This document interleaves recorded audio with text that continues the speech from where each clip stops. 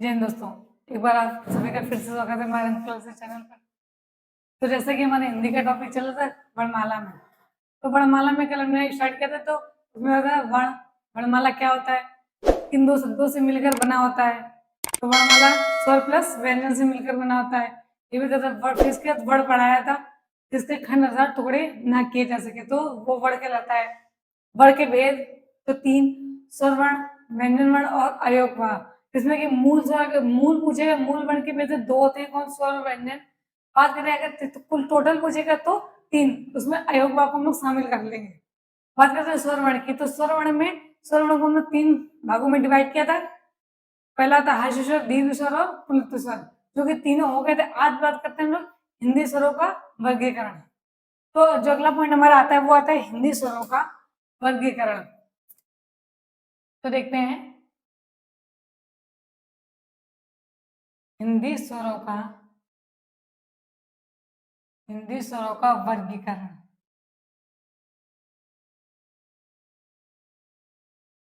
तो जो पहला पॉइंट हमारा आता है कि हिंदी स्वरों का वर्गीकरण, तो पहला जो पॉइंट आता है हिंदी स्वरों का वर्गीकरण में पहला था कि औष्ठाकृति के आधार पर स्वरों को वर्गीकरण।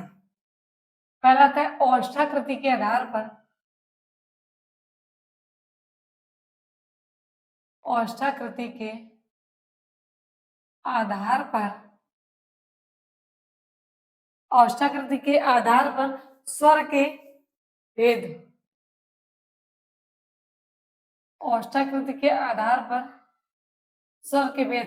तो औष्ठाकृति के आधार पर स्वर के भेद कितने हैं? तो औष्ठाकृति के आधार पर स्वर के दो भेद होते हैं। स्वर के दो भेद होते हैं। वो दो भेद कौन कौन से होते हैं? तो पहला जो आता है वो आता है वृत्ताकार। पहला जो हमारा आता है वो आता है वृत्ताकार।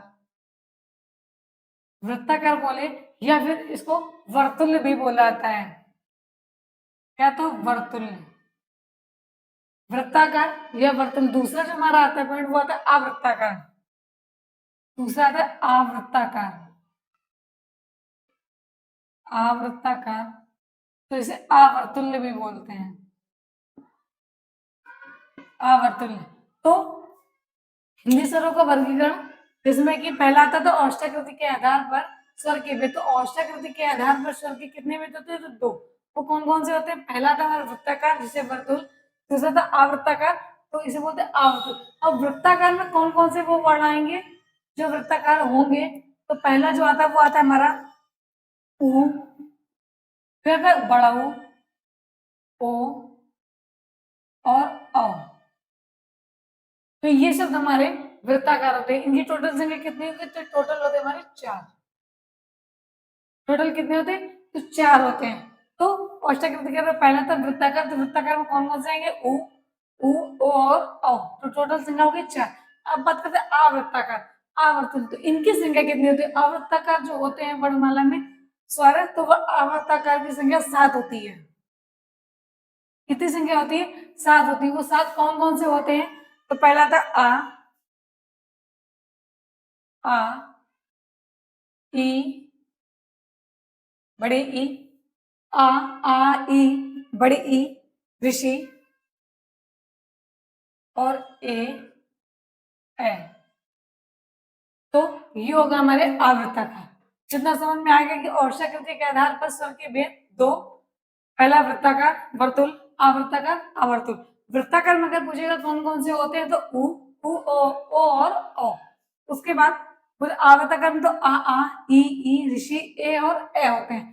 अब बात करते हैं अगला जो पॉइंट आता है वो हमारा आता है कि जिहा या जीभ के आधार पर। दूसरा आता है जिहा या फिर जीभ के आधार पर, जीभ के आधार पर स्वर के भेद। आधार पर स्वर के भेद। तो अगला जो पॉइंट आता है जिहा या जीभ के आधार पर स्वर के भेद। तो जिहा या जीभ के आधार पर स्वर के भेद कितने होते हैं? तो स्वर के भेद तीन होते हैं। तीन होते हैं। वो तीन कौन कौन से होते हैं? पहला आता है हमारा अग्रस्वर। पहला जो आता है वो आता है अग्रस्वर। दूसरा आता है मध्यस्वर, मध्यस्वर। और तीसरा जो हमारा आता है वो आता है पश्चस्वर। पश्च स्वर, अग्रस्वर, मध्य स्वर और पश्च स्वर। तो जीआई जीभ के आधार पर स्वर के भेद, तो जीआई जीभ के आधार पर स्वर के भेद तीन होते हैं, अग्रस्वर, मध्य स्वर और पश्च स्वर। बात करते हैं अग्रस्वर की, तो अग्रस्वर में वो कौन कौन से वर्ण आते हैं जो अग्रस्वर में आते हैं? तो जो पहला पॉइंट आएगा वो आएगा हमारा ई, ई, ए और ए।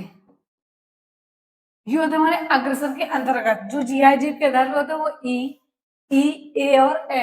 अब बात करते हैं मध्य स्वर की, तो मध्य स्वर में केवल एक ही वर्ड आता है, वो था आ, वो था आ। अगर बोल के भी आप देखेंगे तो मध्य स्वर आ, तो जीआई जीभ के आधार पर कौन सा? तो मध्य स्वर बोलेंगे तो आ। अगला आता है पश्च स्वर। अब पश्च स्वर की बात करें, इनमें कौन से वर्ड आते हैं? तो इनमें से आते हैं पहले हमारा आ, उ, ओ, औ, और क्या था? आ। तो ये होंगे हमारे पश्च स्वर। तो जीआई जीभ के आधार पर स्वर के भेद कितने थे? तीन, अग्रस्वर, मध्य स्वर और पश्च स्वर। अग्रस्वर की बात करें तो अग्रस्वर में कौन कौन से वर्ड आते हैं? तो अग्रस्वर में आते हैं ए और ए। बात करते हैं मध्य स्वर की, तो मध्य स्वर में कौन सा वर्ड आता है? मध्य स्वर में एक ही वर्ड आता है, वो आता है आ, छोटा आ। अगर बोल के भी देखेंगे तो समझ आ, जो कि मध्य स्वर से निकलता है। तो जी लास्ट में आता है पश्च स्वर, जिसका आता है आ, ओ और आ। अब बात करते हैं जो तीसरा पॉइंट हमारा आता है हिंदी स्वर के वर्गीकरण में, वो आता है मुख के आधार पर। अगला जो आता है वो आता है हमारा मुख के आधार पर।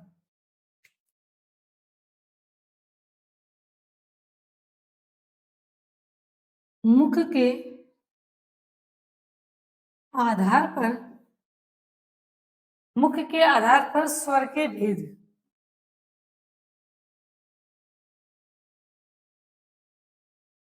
तो मुख के आधार पर स्वर के भेद कितने होते हैं? तो मुख के आधार पर स्वर के चार भेद होते हैं। स्वर के चार भेद होते हैं, वो कौन कौन से चार भेद होते हैं? तो पहला देखते हैं हम लोग। पहला आता है हमारा विवृत स्वर, विवृत स्वर, ये फिर लिखा तो समरस स्वर है, विवृत स्वर। तो पहला जो समरस स्वर,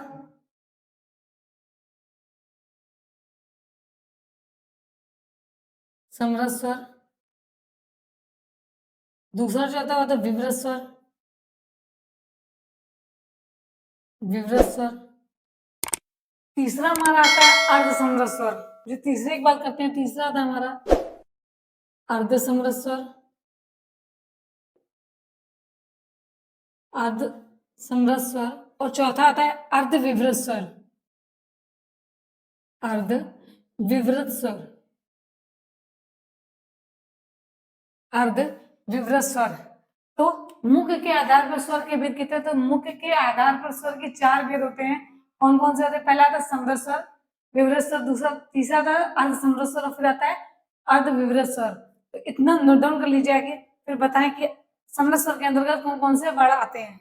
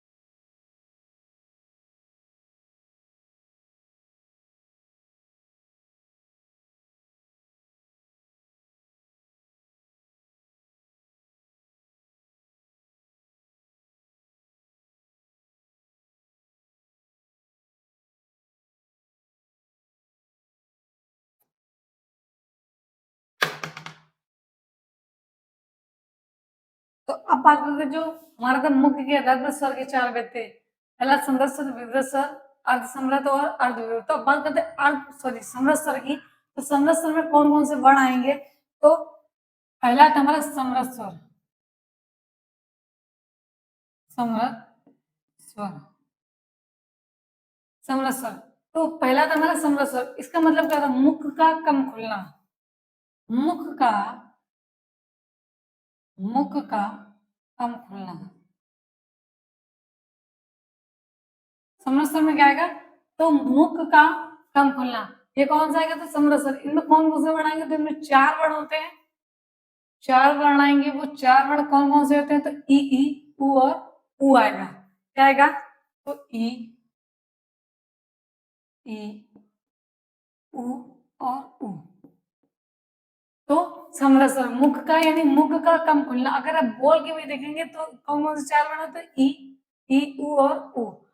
तो मुख का कम खुलना बोलने से समझ में आता है कि मुख का कम खुलना, कम ही मुख खुलता है। अगर ई बोलोगे तो थोड़ा ही से तो मुंह खुलेगा। तो इसी तरह अगला जो पॉइंट आता है वो आता है विवृत स्वर। अगला आता है विवृत स्वर। विवृत स्वर का अर्थ क्या होता है? तो विवृत स्वर का अर्थ होता है मुख का ज्यादा खुलना। मुख का ज्यादा खुलना। मुख का ज्यादा खुलना। तो मुख के ज्यादा खुलने में तो ऐसा कौन सा देवड़वाला में अक्षर है जिसका मुख सबसे? तो आ। जब बड़ा आ बोलते हैं तो मुख का ज्यादा खुलना। तो एक ही बड़ा आता है, वो कौन सा था? आ। आप बोल के भी देख सकते हो। आ। जब आ बोलोगे तो मुंह पूरा खुलता है। तो इसी तरह अगला पॉइंट आता है, अगला आता है अपना अर्ध समरस स्वर। जो तीसरा पॉइंट आता है वो आता है अर्ध समरस स्वर। अर्ध समरस स्वर। तो अर्ध समरस स्वर में कौन कौन से आते हैं? तो अर्ध समरस स्वर में आता है ए और ओ। कौन सा आएंगे वर्ड? तो दो आते हैं। वो कौन से आते हैं? ए और ओ। अर्ध समरस स्वर में ए और ओ आता है। अब बात करते हैं अर्ध विवृत स्वर की। कौन सा आएगा? तो अर्ध विवृत स्वर।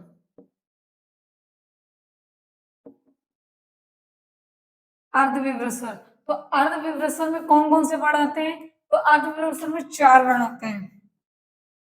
कितने होते हैं? तो चार। तो वो कौन कौन से होते हैं? तो होते हैं आ, ए, औ और आ। तो अर्ध विवृत स्वर में चार वर्ण आ, ए और आ। तो ये हो गया कि जो मुख्य के आधार पर थे चार वेद, वो चारों हो गए हमारे। कौन कौन से थे? पहला समरस स्वर, विवृत स्वर, अर्ध समरथ और अर्ध विवृत। अब बात करते हैं जो तनाव पेशी के आधार पर स्वर की भेद। तो अगला जो पॉइंट आता है वो हमारा आता है कि जी हाँ, पेशियों के आधार पर, पेशियों की या फिर पेशियों के तनाव के आधार पर, पेशियों के तनाव के आधार पर, के आधार पर स्वर के भेद, पर स्वर के भेद। तो जी हाँ, पेशियों के तनाव के आधार पर स्वर के भेद कितने होते हैं? तो जी हाँ, पेशियों के तनाव के आधार पर अगर स्वर के भेद की बात करें तो स्वर के भेद दो होते हैं। स्वर के भेद हमारे दो होते हैं। वो कौन कौन से होते हैं? तो पहला जो हमारा आता है वो होता है स्थिर। स्थिर। दूसरा जो हमारा आता है वो आता है कठोर। कठोर। स्थिर और कठोर। तो स्थिर में कौन कौन से वर्ण आएंगे? तो स्थिर में तीन वर्ण आते हैं। वो कौन कौन से आते हैं? तो कितने? तीन वर्ण। कौन सा? आ, ई और उ। ये हमारे जिह्वा पेशियों के तनाव के आधार पर होते हैं। जो दो होते हैं, पहला था स्थिर, फिर कठोर। अब बात करते हैं कठोर की। तो कठोर भी के में तीन ही वर्ण आते हैं। तो तीन वर्ण कौन कौन से होते हैं? तो आ, ई और उ। आ, ई और उ। तो ये हो गया हमारा जिह्वा पेशियों के तनाव के आधार पर स्वर के भेद, जो कि दो थे। कौन कौन से दो थे? स्थिर और कठोर। स्थिर में कितने? तो आ, ई और उ। बात करते कठोर की। तो आ, ई और उ। ये हो गए। तो इतना नोट डाउन कर लीजिए आप लोग।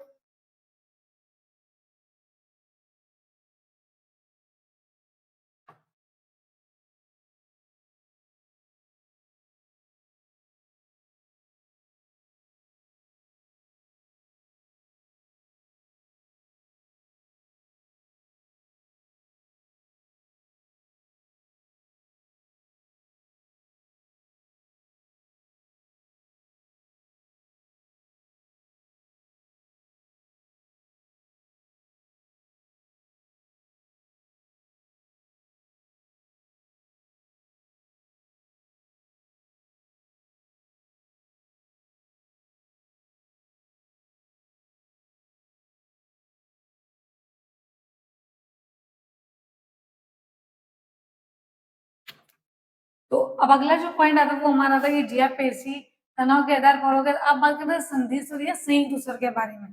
तो अगला जो पॉइंट आता है वो हमारा था संधि स्वर, संधि स्वर या फिर संयुक्त स्वर के बारे में। संयुक्त स्वर तो कौन सा है, संधि स्वर या फिर संयुक्त स्वर। तो संधि स्वर और संयुक्त मतलब संधि स्वर संयुक्त स्वर बात एक ही है। तो बात करते हैं संधि स्वर की। तो संधि स्वर में कौन कौन से वो वर्ण आते हैं। तो पहली बात करते हैं आ की। पहला जो आता है आ, फिर आता है उ और ई।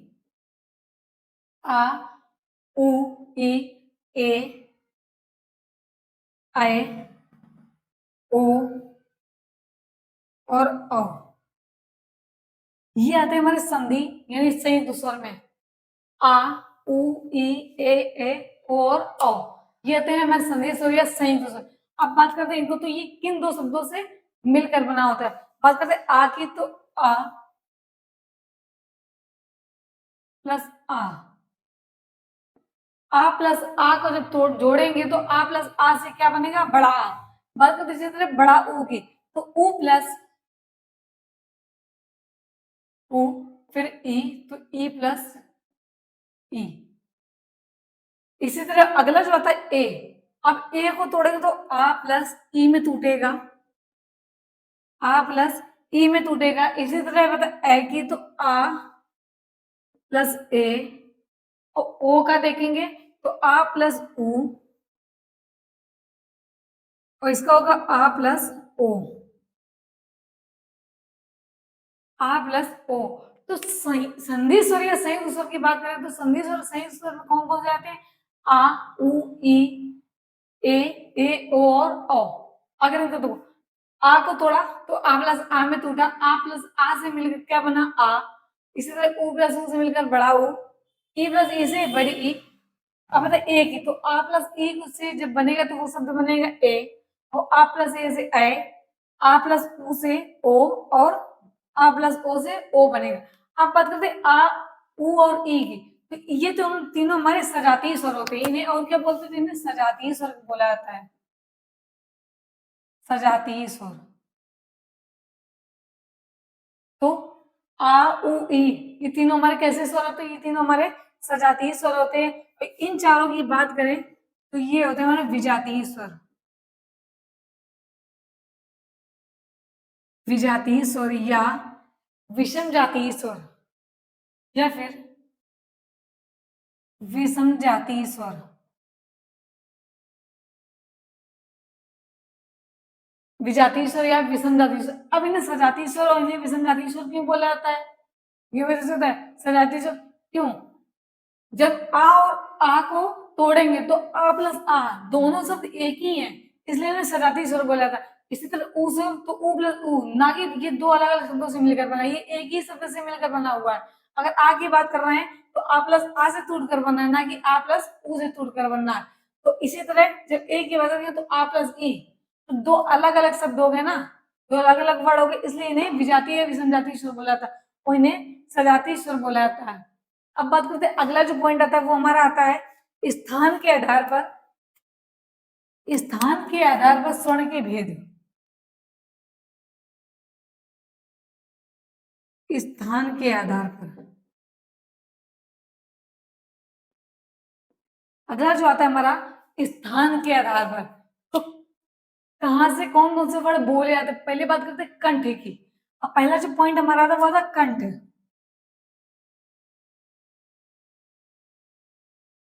कंठ, तो कंठ में कौन कौन से वर्ड आते हैं जो कंठ से बोले जाते हैं। तो आप बोल के दीजिए, आ और आ, तो ये तीनों हमारे कंठ से बोले जाते हैं। अब एक बार बोल के देंगे तो खुद ही समझ में आएगा कि अगर बोलेंगे आ और आहा, तो तीनों कंठ से बोले जाते हैं। तो कौन कौन से हो गए, आ, आ और आहा, ये तीनों हमारे कंठ से बोले जाते हैं। अब बात करते हैं जो अगला पॉइंट आता है वो हमारा था तालव्य। अगला जो आता है हमारा वो था तालव्य। तो तालव्य से कौन कौन से वर्ड बोले जाते हैं, तो तालव्य से बोले जाते हैं तो ई और ई। अगला आता है हमारा ई और ई, ये हमारे तालव्य से बोले जाते हैं। तो कंठ से आ और आहा, तालव्य से ई और ई। अब बात करते हैं मूर्धन्य की, जो तीसरे नंबर पे आता है वो आता है मूर्धन्य।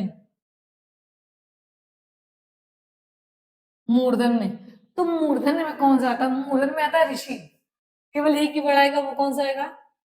तो वो आएगा ऋषि।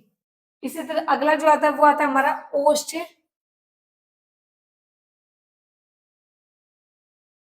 ओष्ठ, तो ओष्ठ में कौन सा आएगा? तो उ और उ। अब देखिए बोल के, जब ओष्ठ अगर बोला ओष्ठ, तो ओष्ठ क्या करते हैं? तो उ और उ। जब बोलेंगे उ और उ को, तो ओंठ के आकार बदल जाते हैं, उ और उ। अगर इसी तरह आ को बोलेंगे तो ये कंठ से तो आ और आहा। इसी तरह ओष्ठ उ और उ होता है। इसी तरह अगला जो आता है वो हमारा आता है अनुस्वार। क्या आएगा? अनुस्वार। अनुस्वार, तो अनुस्वार में कौन कौन से आएंगे? अंग और आहा। अंग और आहा आएगा। फिर बात करते हैं अगला, तो अनुनासिक की। अगला आता है अनुनासिक। अनुनासिक की, तो अनुनासिक में कौन कौन से आते हैं? तो अनुनासिक में आते हैं हमारे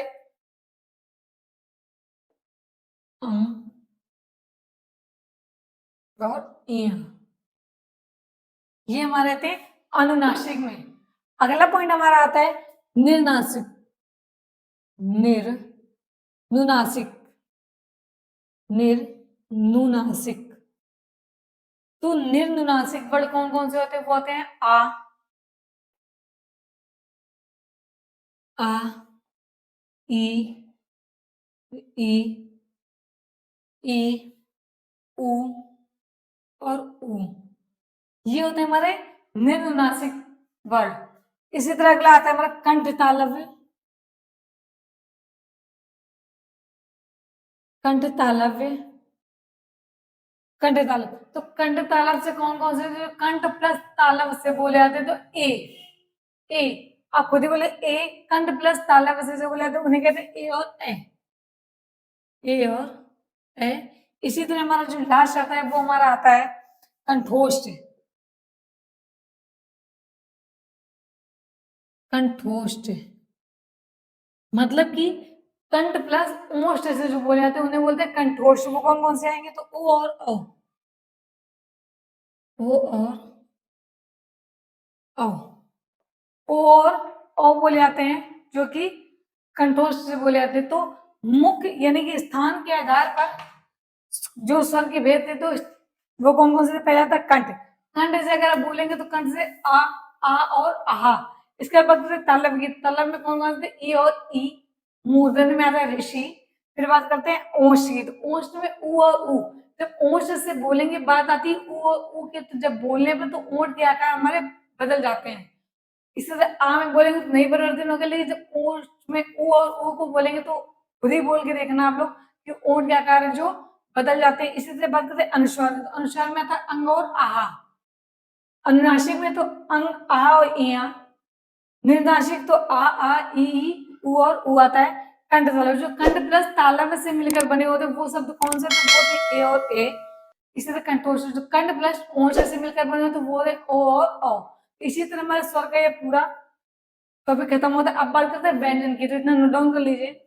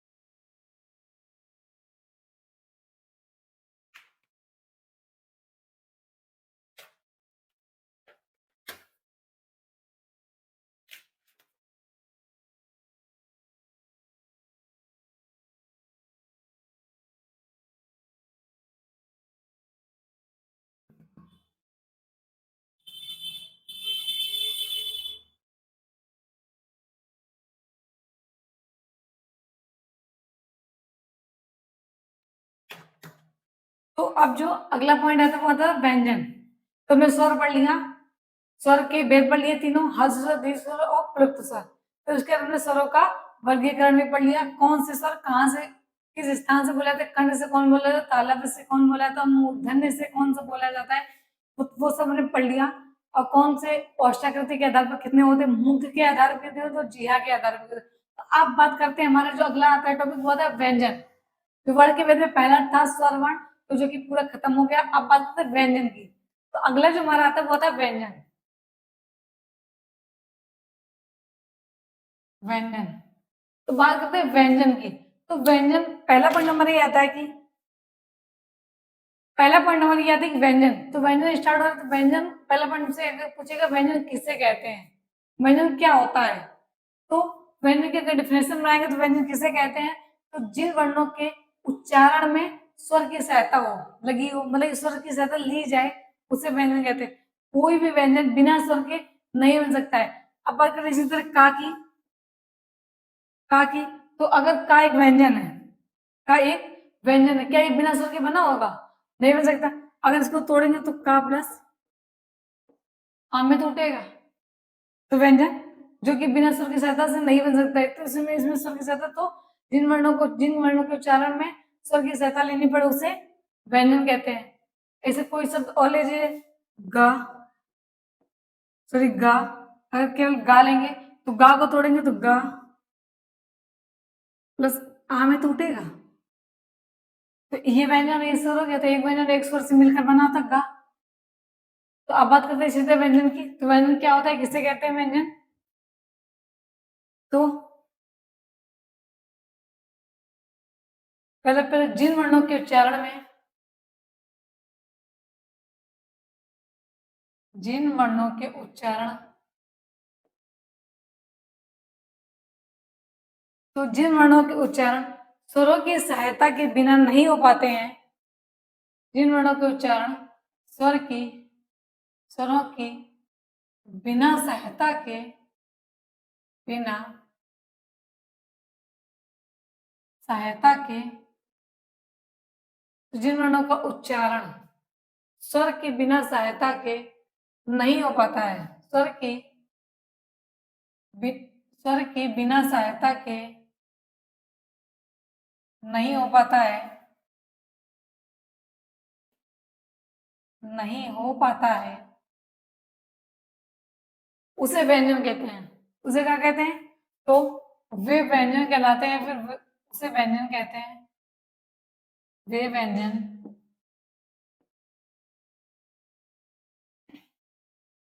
तो आई होप आप लोग को समझ में आ रहा होगा। तो व्यंजन किसे कहते हैं, जिन वर्णों का उच्चारण बिना स्वर की सहायता से नहीं हो पाता है उन्हें हम व्यंजन कहते हैं। तो इसी तरह अगला जो पॉइंट आता है वो आता है ये। फिर अगर हम बोले तो जो अगली डेफिनेशन अगर हमारी बनेगी तो क्या बनेगी, अगर अपने अनुसार बोले, अपनी अपनी भाषा में बोले, तो अगली डेफिनेशन बनेगी स्वर की सहायता से, स्वर की सहायता से, स्वर की सहायता से बोले जाने वाले वर्ण, बोले जाने वाले वर्ण, स्वर की सहायता से बोले जाने वाले वर्ण व्यंजन कहलाते हैं, व्यंजन कहलाते हैं। तो जिन वर्णों को उच्चारण बिना स्वर की सहायता से नहीं हो पाता, या फिर बोलेंगे तो स्वर की सहायता से बोले जाने वर्ण वाले वर्ण व्यंजन कहलाते हैं। तो आप लोग को समझ में आ गया होगा। इसी तरह अगले पॉइंट पे चलते हैं। तो अगला पॉइंट आता है कि व्यंजन के भेद। तो व्यंजन के टोटल यानी मूल जो भेद बताए थे हमने, वो व्यंजन के 3 भेद होते हैं। अगर टोटल पूछेगा तो व्यंजन के 5 भेद होते हैं। तो अगला पॉइंट आता है वो हमारा था व्यंजन के भेद। व्यंजन के भेद, तो व्यंजन के भेद 3 अथवा 5। 5 अगर मूल पूछेगा तो 3 और टोटल पूछेगा तो 5। व्यंजन के भेद मूल तो 3 और टोटल 5। तो पहला जो भेद आता वो हमारा था स्पर्श व्यंजन, स्पर्श व्यंजन। या फिर बोले तो वर्गीय व्यंजन, वर्गीय व्यंजन।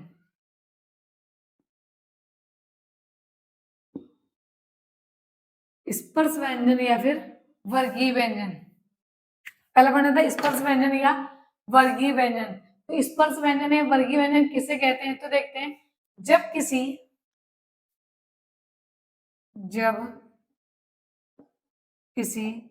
व्यंजन को जब किसी व्यंजन को बोलते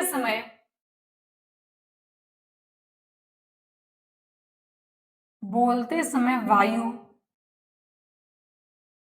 तो जब किसी व्यंजन को बोलते समय वायु हमारे मुंह के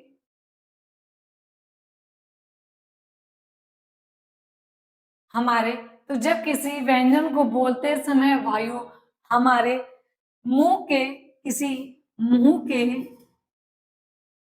किसी अंग से मुंह के किसी अंग को स्पर्श करके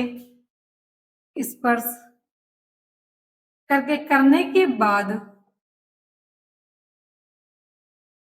स्पर्श करने के बाद मुंह से बाहर निकलती है, मुंह से बाहर निकलती है, तो उसे क्या कहते हैं, उसे स्पर्श व्यंजन या वर्गीय व्यंजन कहते हैं। तो स्पर्श व्यंजन या वर्गीय व्यंजन किसे कहते हैं, जब किसी व्यंजन को बोलते समय वायु हमारे मुंह के किसी अंग से स्पर्श करने के बाद मुंह से बाहर निकलते हैं, उसे स्पर्श व्यंजन या फिर वर्गीय व्यंजन कहते हैं। ये कौन कौन से होते हैं, तो पहला पॉइंट देते हैं, इनकी कुल संख्या 25 होती है। कुल संख्या की बात करें तो इनकी कुल संख्या 25 होती है। वो कौन कौन से, तो ये होते हैं का से लेकर मा तक, का से लेकर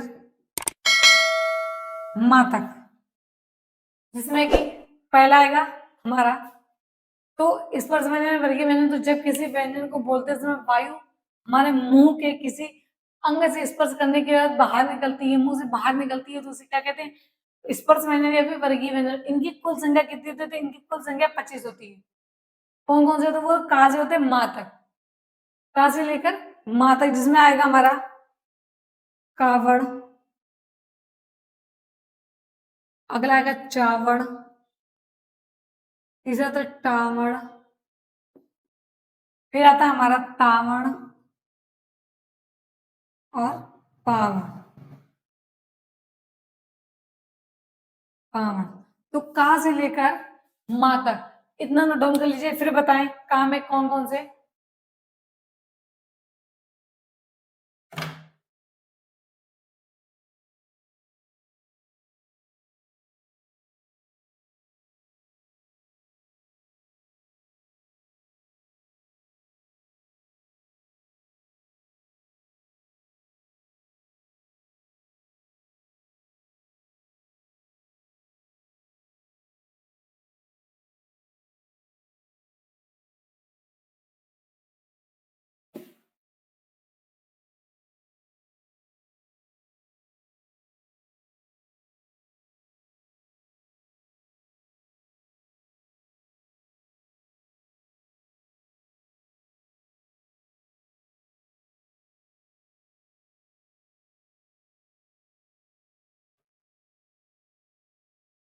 तो चल रहा था हमारा स्पर्श या वर्गीय व्यंजन जो कि का से मा तक होते हैं। वो देखते कौन कौन से का से मा तक होते हैं। तो पहला पॉइंट जो आता है, पहला था कावड़, पहले की बात करते हैं हम लोग। तो पहला था कावड़, कावड़ तो कावड़ में कौन कौन से आते हैं, तो पहला था का, खा, गा, घा और अड़ा, ये हो गया कावड़। इसके बाद आता है चावड़, चावड़ तो चावड़ में कौन कौन सा आएगा, चा, छा, जा, झा और या। ये हो गया हमारे चावड़ का। इसके बाद आते थे हमारा टावड़,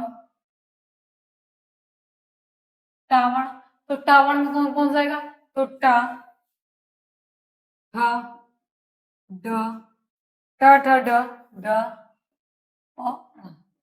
ये हो गया हमारे टावर के। इसके बाद होगा तावड़, कौन सा आएगा? तो तावड़,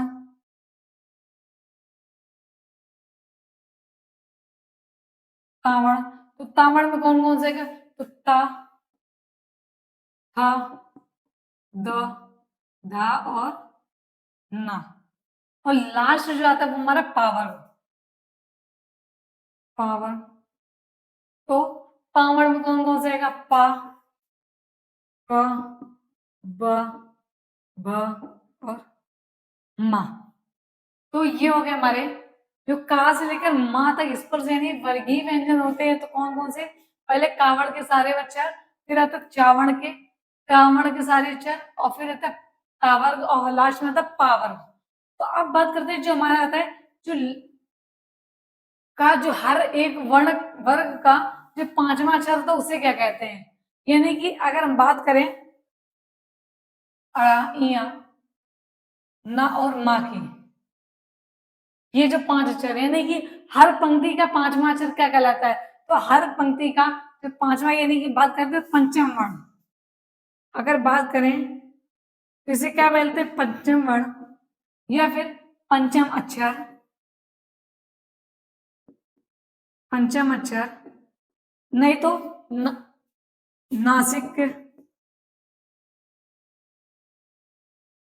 नासिक या फिर बोले नासिक वर्ण, नासिक या फिर नासिक वर्ण भी कहते हैं, वर्ण भी कहते हैं। तो हर पंक्ति का पांचवा अक्षर पंचम वर्ण, पंचम अक्षर या नासिक वर्ण भी कहलाता है। तो अब बात करते हैं जो चा वाली लाइन की आती है। अगली जो बात आती है हमारी चा वाली लाइन की, तो चा, छा, जा, इन्हें क्या कहते हैं? ये जो होते हैं हमारे, ये जो पंक्ति होती है इसे हम लोग बोलते हैं स्पर्श व्यंजन। इन्हें क्या बोला जाता है? इन्हें बोला जाता है स्पर्श व्यंजन, स्पर्श संघर्षी वर्ण। फिर स्पर्श, स्पर्श व्यंजन तो सभी होते हैं, तो स्पर्श संघर्षी व्यंजन। तो जब बात करेंगे स्पर्श संघर्षी व्यंजन, तो स्पर्श संघर्षी व्यंजन कौन कौन से होते हैं? तो चा, छा, जा, जा। बात करें यहाँ की, तो ये हमारा पंचम वर्ण है, पंचम अक्षर होता है जिन्हें हम लोग नासिक वर्ण भी कहते हैं। तो इसी तरह हो गया हमारा हर वर्ण का, यानी हर वर्ग का जो पंचम अक्षर होता है हमारा नासिक कहलाता है। और जो चा, छा, जा वाली लाइन होती है हमारी स्पर्श संघर्षी व्यंजन कहलाती है। अगली बात करते हैं हमारी जो ये टा, ठा वाली लाइन आती है हमारी, ये इसे क्या कहा जाता है? तो इसे कठोर या कर्कश व्यंजन भी कहते हैं इन्हें, कठोर या फिर कर्कश, कठोर या कर्कश व्यंजन भी कहा जाता है। तो पॉइंट चला हमारा था स्पर्श यानी वर्गीय व्यंजन का, जो जिनकी टोटल संख्या कितनी होती है? तो जिनकी टोटल संख्या 25 होती है। कहां से कहां तक होती है? तो कहां से लेकर मां तक होती है। कहां से मां तक? जो हर पंक्ति का पांचवा अक्षर होता है वो हमारा क्या कहलाता है? तो हर पंक्ति का पांचवा अक्षर पंचम वर्ण, पंचम अक्षर या फिर नासिक कहलाता है। अगली जो बात करते हैं, जो अगला जो पॉइंट आता है वो आता है चा, छा, जा, इया। तो इन्हें क्या कहते थे? इन्हें स्पर्श संघर्षी व्यंजन कहा जाता है, स्पर्श संघर्षी व्यंजन कहा जाता है। फिर बात है टा, ठा, टा वाली वर्ग की, तो टा वर्ग की इन्हें कठोर या फिर कर्कश व्यंजन कहा जाता है। इसी तरह अगले बात करते हैं, ये हो गया हमारा। अब जो दूसरा वर्ण आता है जो व्यंजन के वर्ण भेद का जो दूसरा तो वो था अंतःस्थ व्यंजन। अगला जो आता है वो हमारा था अंतःस्थ व्यंजन,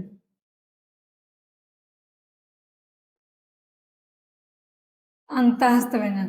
तो अंतःस्थ व्यंजन, अंतःस्थ व्यंजन किससे कहते हैं? तो देखते हैं, तो जिन व्यंजनों का उच्चारण, जिन व्यंजनों का उच्चारण स्वर और, जिन व्यंजनों का उच्चारण स्वर और, स्वर और व्यंजनों के बीच में होता है, स्वर और व्यंजनों के बीच में होता है, व्यंजनों के बीच में होता है, उन्हें क्या कहा जाता है? तो जिन वर्णों को उच्चारण स्वर और व्यंजन के बीच में होता है वो हमारे क्या कहलाते हैं? वो हमारे अंतःस्थ व्यंजन कहलाते हैं। तो जब पेपर में आएगा अंतःस्थ व्यंजन किसे कहते हैं? जो जिन वर्णों को उच्चारण स्वर और व्यंजन के बीच में होता है तो उन्हें क्या कहते हैं? अंतःस्थ व्यंजन। अगर हम लोग का सब्जेक्टिव पेपर नहीं है तो लिखने को नहीं आता, अपनी ऑप्शन वाले क्वेश्चन आते हैं, देख के टिक मारना होता है। तो अंतःस्थ व्यंजन, तो जिन व्यंजनों का उच्चारण स्वर और व्यंजनों के बीच में होता है उन्हें क्या कहा जाता है? तो उन्हें अंतःस्थ व्यंजन कहा जाता है। इनकी कुल संख्या कितनी होती है? तो इनकी ही कुल संख्या कितनी होती है? तो इनकी कुल संख्या 4 होती है। अंतःस्थ व्यंजन की कुल संख्या 4 होती है। कौन कौन से होते हैं? तो अंतःस्थ व्यंजन कौन कौन से होते हैं? वो होते हैं य, र, ल और व। य, र, ल, व ये हमारे अंतःस्थ व्यंजन कहलाते हैं। जिन जिन व्यंजनों का उच्चारण स्वर तथा व्यंजनों के बीच में होता है उन्हें अंतःस्थ व्यंजन कहलाते हैं। इनकी संख्या कितनी होती है? इनकी संख्या 4 होती है। कौन कौन से होते हैं? तो य, र, ल, व होते हैं। अब बात करते हैं तीसरा पंडित हुआ था ऊष्म व्यंजन। ऊष्म व्यंजन, तो ऊष्म व्यंजन की बात करें तो ऊष्म व्यंजन किसे कहते हैं? ऊष्म व्यंजन जिन व्यंजनों के उच्चारण में, जिन व्यंजनों के उच्चारण में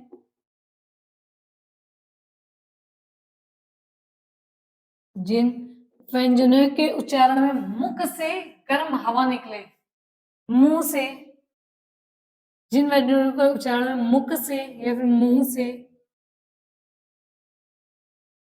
मुंह से गर्म हवा निकलती है, गर्म हवा निकलती है।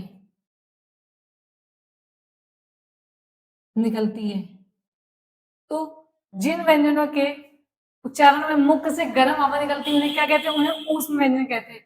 इनकी संख्या कितनी होती है? तो इनकी भी कुल संख्या 4 होती है। कुल संख्या 4 होती है। वो कौन कौन से होते हैं? तो होते हैं सा, स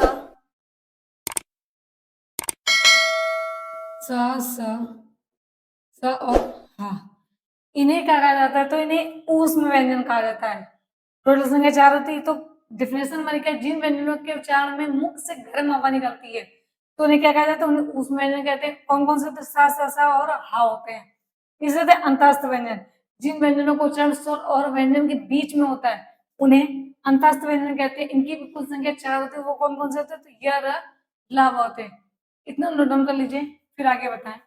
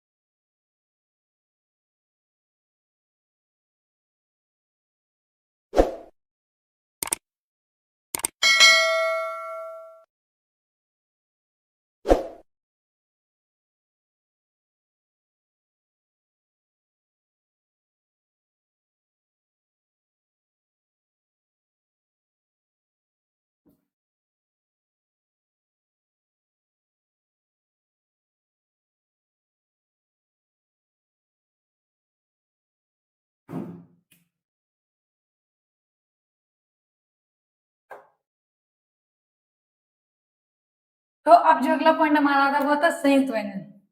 जो अगला आता है हमारा संयुक्त व्यंजन, तो व्यंजन के व्यंजन में 3 हो गए। तो इस पर से वर्गीय व्यंजन, उसमें व्यंजन और अंतःस्थ व्यंजन। जो मूल थे वो 3 हो गए। अब बात करते हैं जो टोटल 5 थे उनके आगे बढ़ते हैं। तो पहला आता है हमारा संयुक्त व्यंजन। अगला जो हमारा आता है चौथे नंबर पे वो आता है हमारा संयुक्त व्यंजन। संयुक्त व्यंजन, संयुक्त व्यंजन। तो संयुक्त व्यंजन की संख्या कितनी होती है? तो संयुक्त व्यंजन की अगर संख्या बताएं तो संयुक्त व्यंजन की संख्या 4 होती है, लेकिन हालांकि प्रयोग में 5 किए जाते हैं। तो संयुक्त व्यंजन की संख्या कितनी होती है? 4 होती है। तो संयुक्त व्यंजन की संख्या 4 होती है, किंतु या फिर लेकिन, किंतु प्रयोग 5 किए जाते हैं, 5 किए जाते हैं।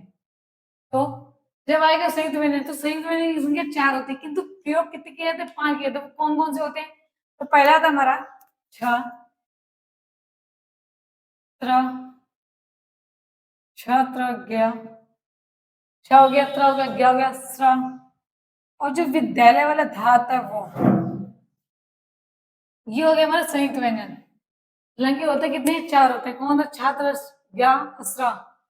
लेकिन किंतु प्रयोग में कितने किए जाते हैं? 5 किए जाते हैं। अगर इनको तोड़ेंगे तो छ को तोड़ेंगे तो किन दो शब्दों से मिलकर छा बना होता है? तो क प्लस सा से क्या आएगा? का प्लस सा, का प्लस सा से मिलकर छा बना होता है। क्या ये बिना स्वर के पूर्ण हो सकता है? नहीं। तो इसको अगर और तोड़ेंगे तो क्या बनेगा हमारा? का सा प्लस आ। अगर पूरा तोड़ा का प्लस सा प्लस आ से एक शब्द मिलकर बना कौन सा? वो होता है छा। इसी तरह बात करें त्रा की, तो त्रा किन दो शब्दों से मिलकर बना था? त्रा की बात करें तो त्रा जो हमारा था ता और रा से, का और रा से। अगर इसको ऐसे ही तोड़ेंगे तो ता रा प्लस आ, इसमें टूटेगा त रा प्लस आ। पहले ही बताया था जिन वर्णों का उच्चारण बिना स्वर के नहीं हो पाता है तो उन्हें क्या कहते हैं? उन्हें व्यंजन कहते हैं। तो इसी तरह गा, तो ग को जा और इया, इसमें टूटा ज इया। तो अगर पूरा तोड़ेंगे तो ज इया प्लस आ, मतलब कि दो स्वर प्लस एक व्यंजन, सॉरी, दो व्यंजन प्लस एक स्वर से मिलकर बना होता है क्या? ज, या फिर त्र, या फिर बात करें छा की तो इसी तरह सा की, तो श प्लस रा, सा प्लस रा प्लस आ, ये हो गया हमारा। बाकी द की, तो द प्लस या, इससे बना होता है तो आदि द प्लस या से मिलकर बना होता है। तो क्या? तो द या प्लस आ, ये हो गया हमारा। इन्हें क्या कहते हैं? तो संयुक्त व्यंजन कौन कौन से होते हैं? छात्र, ज्ञ, श, द। तो अगर क्वेश्चन मिलेगा कितने संयुक्त व्यंजन कहते हैं? 4 होते हैं। लेकिन किंतु प्रयोग में कितने किए जाते हैं? तो किंतु प्रयोग में 8 किए जाते हैं। इसको मिलाकर वो धा हमारा जो मिल जाता है, जिसमें वो विद्यालय वाला आता है, तो विद्यालय में लिखते हैं तो यही वाला धा प्रयोग करते हैं।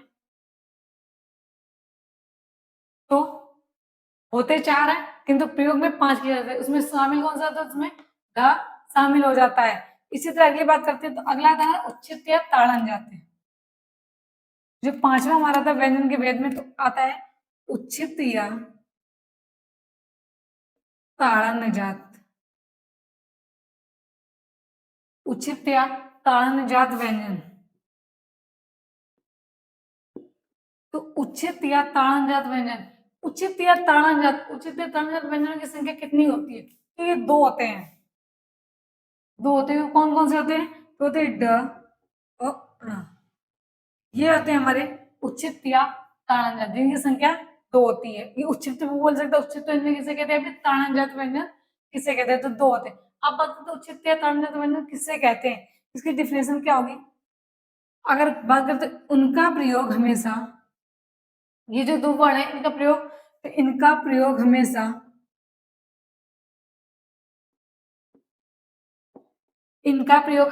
शब्द के बीच या हमेशा शब्द के बीच या अंतिम वर्ण के रूप में, या फिर अंतिम वर्ण के रूप में, तो उनका प्रयोग हमेशा शब्द के बीच में या फिर अंतिम वर्ण के रूप में किया जाता है।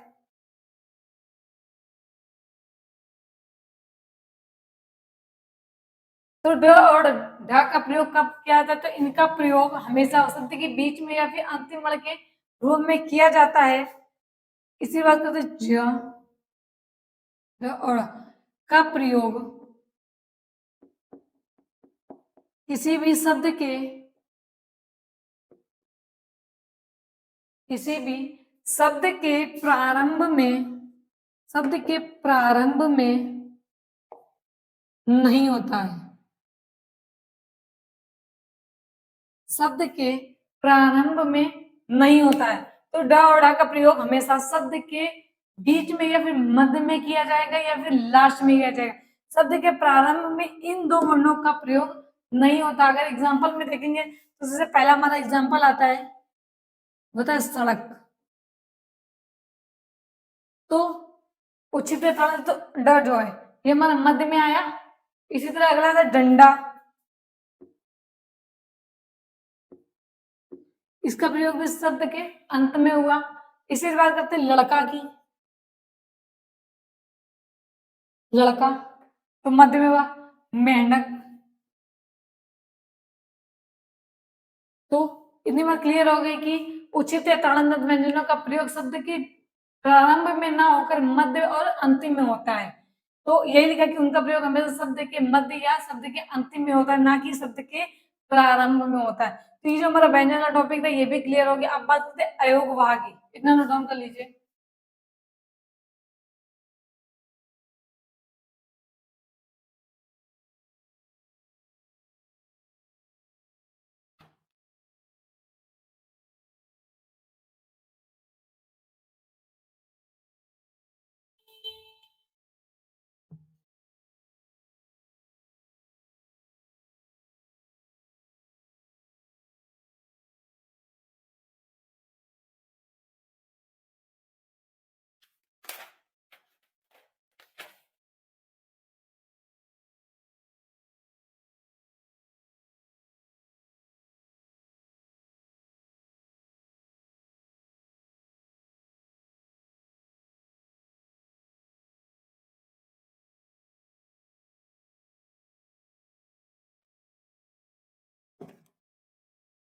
तो अयोगवाह से पहले हम लोग कुछ पॉइंट और हैं जो व्यंजन के हैं, तो वो देख लेते हैं। तो अगला जो पॉइंट हमारा आता है वो क्या कहता है? अगला पॉइंट आता है कि प्रत्येक वर्ण का प्रत्येक वर्ण का प्रत्येक वर्ण का तीसरा वर्ण या वह पांचवा वर्ण, प्रत्येक वर्ण का तीसरा वर्ण या पांचवा वर्ण, तो प्रत्येक वर्ण का तीसरा वर्ण या फिर पांचवा वर्ण अपने वर्ण के अपने वर्ण के अपने वर्ण के पहले वर्ण में अपने वर्ण के प्रथम वर्ण में या पहले वर्ण में प्रथम वर्ण में अपने वर्ण के प्रथम वर्ण में बदल जाता है या फिर परिवर्तित हो जाता है, बदल जाता है। तो समझ में आया कि प्रत्येक वर्ण जो हर पंक्ति का प्रत्येक वर्ण का तीसरा वर्ण, जैसे का खा ग, ग हमारा का खा गा घा और या, तो प्रत्येक वर्ण वर्ग का तीसरा वर्ण यानी कि ग और पांचवा वर्ण अपने वर्ण के प्रथम वर्ण में यानी कि पहले वर्ण में परिवर्तित हो जाएगा। ठीक, जैसे जगदीश, अगर बात करें एग्जाम्पल में जगदीश, अगर जगदीश को लिखा हमने जगदीश, जगदीश हमने लिखा और जगत जगदीश लिखा, तो इसको अगर हम परिवर्तित करेंगे तो पहले टूटेगा जगत प्लस इसमें, जगत प्लस इसमें टूटा। फिर इसको अगर हम और तोड़ेंगे तो क्या टूटेगा? जगत प्लस इस। तो ता वाले अगर वर्ग में पहुंचेंगे ता था ध और ना, तो ये जो दा वर्ग है, दा वाला ये हमारा ता वर्ग का तीसरा वर्ण है, ता था द। तो ता वर्ग का तीसरा वर्ण कौन सा? दा। अगर दा को हमने तोड़ा किया तो जगत प्लस इस में टूटा। फिर इसके बाद अगर और तोड़ेंगे तो जगत प्लस इस। तो प्रथम प्रत्येक वर्ग का तीसरा वर्ण और पांचवा वर्ण अपने वर्ण के प्रथम वर्ण में बदल जाता है। तो ये हुआ दा का परिवर्तन किसमें हुआ? ता में हुआ। तो ये बोला था कि का परिवर्तन गा वर्ण का परिवर्तन किसमें हो सकता है? का में हो सकता है, का में हो सकता है। तो इसी तरह बात करते हैं क्या चल रहा था, तो प्रत्येक वर्ण का तीसरा वर्ण अपने वर्ण का अपने प्रथम वर्ण में बदल जाता है। तो जैसे कि अभी एग्जाम्पल बताया जगदीश, इसी तरह बात करते हैं जगन्नाथ की। जो अगला एग्जाम्पल हमारा आता है वो था जगन्नाथ। जगन्नाथ अगर इसको हम तोड़ेंगे, तो अगर इसको तोड़ेंगे पहले क्या आएगा, जगन प्लस नाथ में टूटेगा, जगन प्लस नाथ में टूटेगा। अगर इसको हम और तोड़ें तो क्या टूटेगा, जगत प्लस नाथ। तो वही होगा, का वर्ग का पांचवा अक्षर क्या है, ना आता है। ना को हमने किसमें परिवर्तित किया, का में। तो प्रत्येक प्रत्येक वर्ग के वर्ण का तीसरा अक्षर और पांचवा अक्षर अपने वर्ण के प्रथम अक्षर में बदल जाता है। ये वो तीसरा पांचवा अक्षर क्या था, ना, क्योंकि ता वर्ग का पांचवा अक्षर था, किसमें परिवर्तित हुआ, प्रथम वर्ण में परिवर्तित हुआ। आई होप आप लोग को समझ में आ रहा होगा। तो जगन्नाथ को तोड़ेंगे तो जगन प्लस नाथ या फिर जगत प्लस नाथ में टूटेगा। इस तरह अगले बात करते हैं, अगला आता है हमारा एक एग्जाम्पल और देखते हैं, सडनानंद। ये हो गया। अगर इसको तोड़े तो पहला आता है डा प्लस नन या फिर आनंद, आनंद। फिर टूटेगा सठ प्लस आनंद में। फिर तोड़ेंगे तो अगर लिखेंगे तो ट प्लस आर डी इसको लिख सकते हैं। तो इतना हो गया। अब बात करते हैं, अगला आता है हमारा हिंदी व्यंजनों का वर्गीकरण। अभी तो स्वर व्यंजनों का था, स्वर का हिंदी स्वर के वर्गों का वर्गीकरण। अब बात करते हैं हिंदी व्यंजनों के वर्गीकरण के बारे में। तो अगला पॉइंट आता है हिंदी व्यंजनों का वर्गीकरण। तो हिंदी व्यंजनों का वर्गीकरण, तो पहला पॉइंट आता है वो आता है हमारा स्वर। ये बोले तो मंत्रमुखी स्वर, मंत्रमुखी, इन्हें बोला था काकल्य। क्या बोलते हैं, तो काकल्य जो पहला आता है स्वर मंत्रमुखी यानी काकल्य। इसके इसके डिफिनेशन क्या होती है, इसे क्या किसे कहते हैं। तो पहला पॉइंट आता है जिन व्यंजनों के उच्चारण में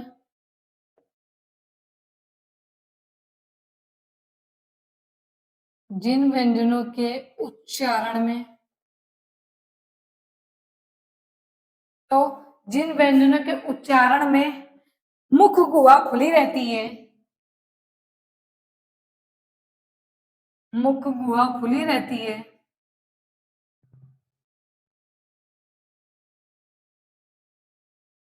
खुली रहती है। तो जिन व्यंजनों के उच्चारण में मुख गुहा खुली रहती है और वायु और वायु और वायु हमारी बंद कंठ को खोलकर बंद कंठ को खोलकर झटके से बाहर निकलती है, झटके से बाहर निकलती है, झटके से बाहर निकलती है, उसे क्या कहते हैं, तो उसको काकल्य वर्ण कहते हैं, उसे काकल्य व्यंजन कहते हैं, फिर काकल्य व्यंजन कहते हैं, उसे काकल्य व्यंजन कहते हैं। तो जब बताए काकल्य व्यंजन किसे कहते हैं, तो स्वर मंत्र के काकल्य, तो किसे कहते हैं, तो जिन व्यंजनों के उच्चारण मुख गुहा खुली रहती है और वायु कंठ को खोलकर झटके से बाहर निकलती है, उसे काकल्य व्यंजन कहते हैं। इसका एग्जाम्पल में क्या आएगा, तो इसका एग्जाम्पल एक ही आता है हाँ। जब हा को बोलोगे, जो वायु है वो कंठ कंठ बंद बंद कंठ को खोलकर बाहर निकलती है, तो हा जब बोलेंगे तो खुद ही समझ में आता है। इसी तरह अगला आता है हमारा कंठ। दूसरी बात करते हैं कंठ की, कंठ की। तो कंठ में क्या होता है, इस वर्ग के सभी इस वर्ग के सभी इस वर्ग के सभी स्वरों, जब इस सभी ध्वनियों का सभी ध्वनियों का उच्चारण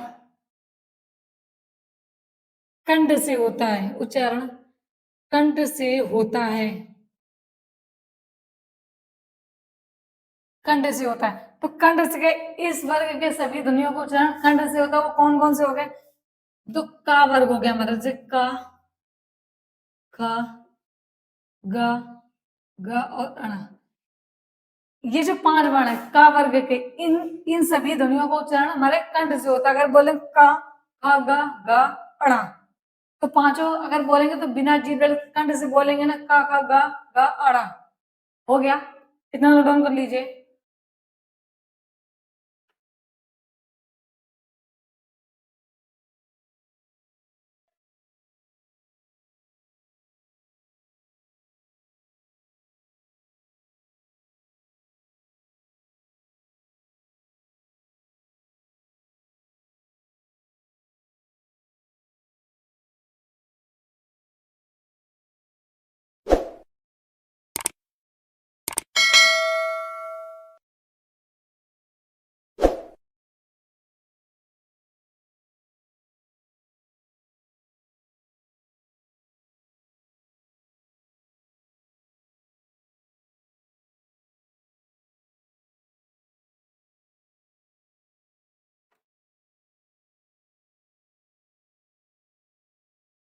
अब बात करते हैं जो अगले आता है हमारा काकल हो गया। काकल वर्ण में कौन सा का? हा। फिर आता है कंठ। कंठ में का वर्ग के सभी वर्ण जिनसे जिनका प्रयोग कंठ से होता है। अब बात करते हैं तालव्य की। अगला जो आता है हमारा तालव्य। तालव्य, तो तालव्य में क्या होता है? तो वर्ग के सभी ध्वनियों का, वर्ग के सभी ध्वनियों का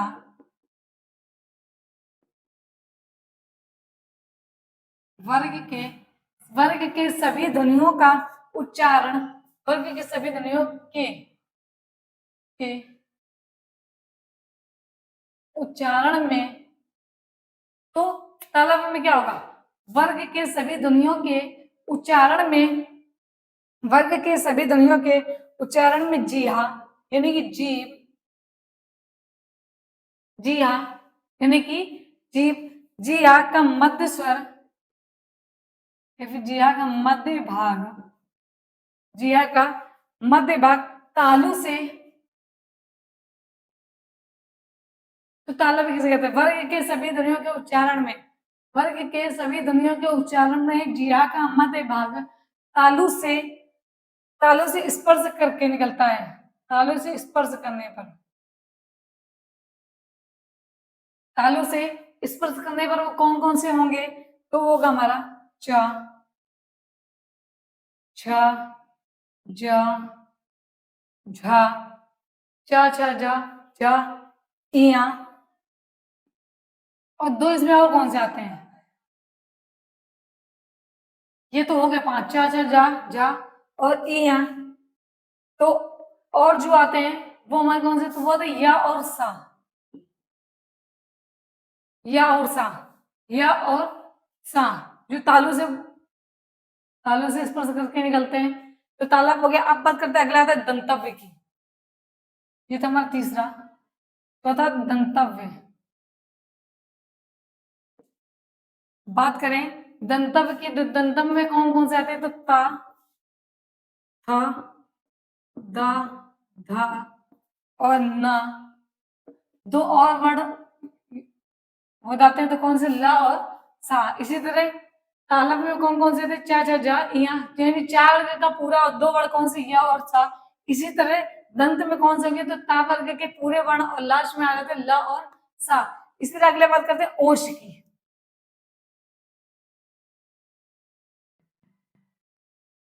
ओश की, तो ओश में कौन कौन से आते हैं? तो ओश में आते हैं हमारे पा वर्ग के, पा, फा, बा, भा और मा। तो ये होगा हमारे ओष्ठ वाले। तो ये हो गया इतना। तो व्यंजन के, हिंदी व्यंजनों का वर्गीकरण हो गया हमारा। तो आज का इतना टॉपिक यही समाप्त होता है। नेक्स्ट वीडियो में आपको पढ़ाएंगे अयोग और वर्णों का उच्चारण स्थान के बारे में। तो थैंक यू दोस्तों। अगर मेरा वीडियो अच्छा लग रहा हो तो मेरे चैनल अंकुर क्लासेस को सब्सक्राइब करो, वीडियो को लाइक करें।